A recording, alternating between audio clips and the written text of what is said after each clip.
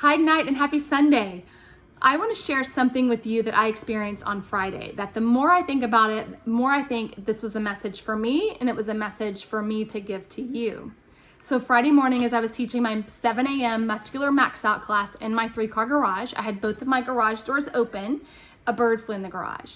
So after class, I was able to find the bird because it was talking, it would chirp, and every time it chirped, its little friend outside would chirp. So they were talking back and forth to one another.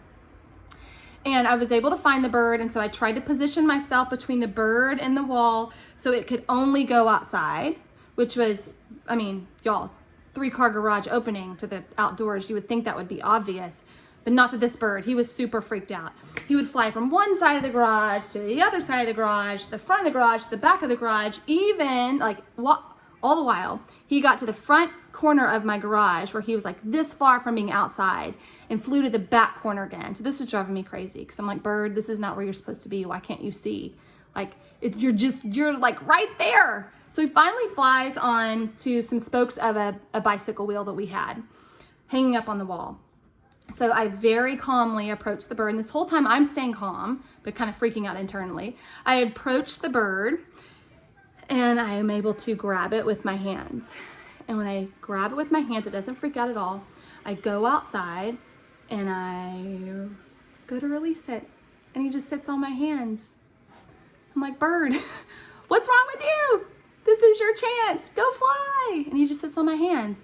So I take him down to the ground, put him on the grass, and it takes about 5 seconds, and he flies away and he meets his little friend that he was talking to, and they go fly in a tree, and I'm pretty sure they live happily ever after. But after this whole thing, I was like, oh my gosh, I'm pretty sure I know what this was all about. Change. Unexpected change creates fear, which oftentimes creates paralysis, which causes us from pursuing our passions, our purpose, and our talents, and living our life and flying. So clearly the garage is not where this bird was supposed to be. And had I not guided him out, I don't know that he would have ever gotten out. I hope he would have, but I'm going to assume that he wouldn't have. He would have not ever flown again, which would have killed him because birds fly. So he would have eventually died had he not gotten outside where he can fly.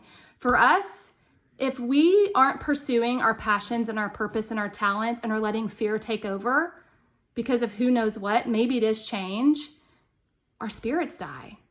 And I just don't believe that that's what we are designed for. We're designed and created to fly. Change is just a thing. It's always going to happen. Fear is just a thing. It's always going to happen. But we have to remember we are made to fly. So I'm going to give you an example of how this happened and what happened in our life. My husband several years ago was abruptly fired from his job at the University of San Diego, where he was a college basketball coach, doing what he does, doing what he loves, abruptly fired. So in the meantime, he was considering taking a very safe and secure managerial position for a janitorial service, which would have been safe. It would have been a paycheck. He would have not had to worry about being fired. Or he could have been a scout for an NBA basketball team, not coaching, but still in basketball and being a scout. But it was temporary. He had this job for 1 year. Because he was so overcome by fear because of this abrupt change, and he did not want to fail, he almost took that manager's position, which there's nothing wrong with that, but that's not what he does. He's a basketball coach. Basketball is what he does. And it wasn't until a college basketball player that a basketball player that he coached in college, happened to be Kevin Durant, told him, Coach, you're a coach. It's what you do. You coach basketball. Basketball is your thing. You can't take this other job.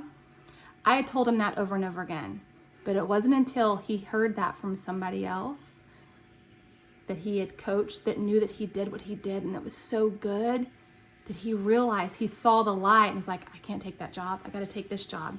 That job was 9 months and it was awesome. And then it led to him doing what he's doing now. Back into college basketball, coaching basketball, doing what he does, pursuing his passion and his professional purpose. But it took Kevin Durant to be right here with him, where he perched up on his hand and said, Coach, this is what you do. You got to fly. You got to coach basketball. So that's my encouragement to me. That's my encouragement to you. That's my encouragement to all of us, that we would have the confidence to know that we are created to fly. And when we feel like our wings are clipped, we have to reach out and ask somebody to help us and to breathe life and encouragement in us. And if we know somebody who needs that life, who needs that breath, who needs that encouragement, we have to be willing to grab them by their hand and help release them into where they can fly, pursue their passions, pursue their purpose, and have a giant impact in the lives of others.